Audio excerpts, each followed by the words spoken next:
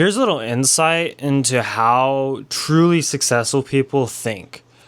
So for me personally, right, I'm a Stanford student. It took a lot of work to get into Stanford, and I know it's like very competitive, very difficult.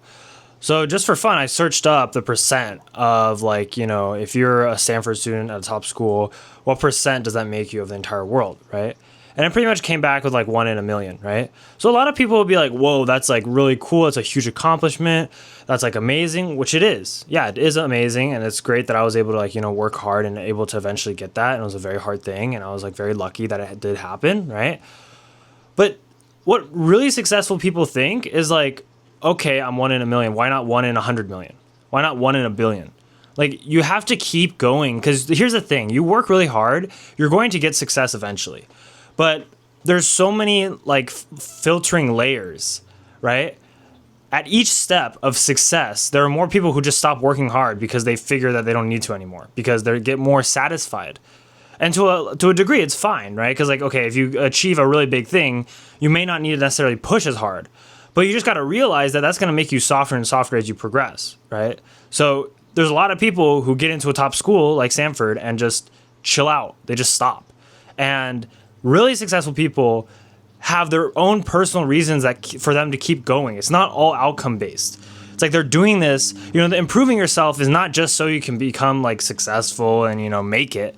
It's actually to literally just improve yourself. That is the journey you have to enjoy. It's just like, how can I improve myself each and every day? How can I get better? And over time, over many, many years, you get used to doing that and you like the growth that you see and you become almost addicted in a good way to working hard and seeing yourself grow and improve. And that becomes the thing you chase.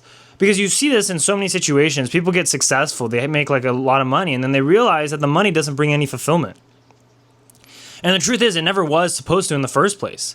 You were supposed to get enjoyment from the journey and the process of constantly improving yourself and growing, and success would be a byproduct of that, right? So don't view success as like a one-time end-all, be-all point in your life that you're going to reach. Because once you reach that, you're going to feel lost. It's a thing that you just experience every day. And it's something more personal with yourself. And the world just reflects how much work you put in.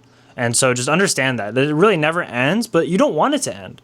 Because the only reason that you think it's better right now, you think that's going to be amazing, is because you're not currently there.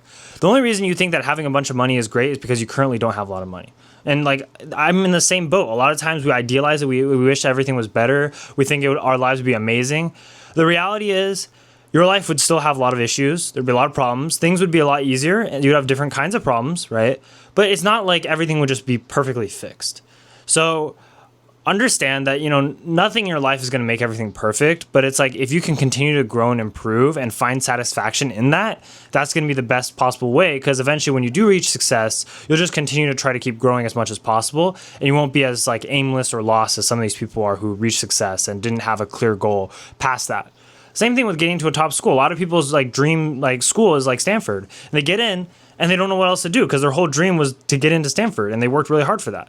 But then it's like you got to set the next goal and the next, and just like keep moving, keep chasing. And that's really the thing that most people struggle with. They already struggle hard enough just to get one layer of success. Then as soon as they get it, they just stop. And then people like me just completely eat them up for dinner.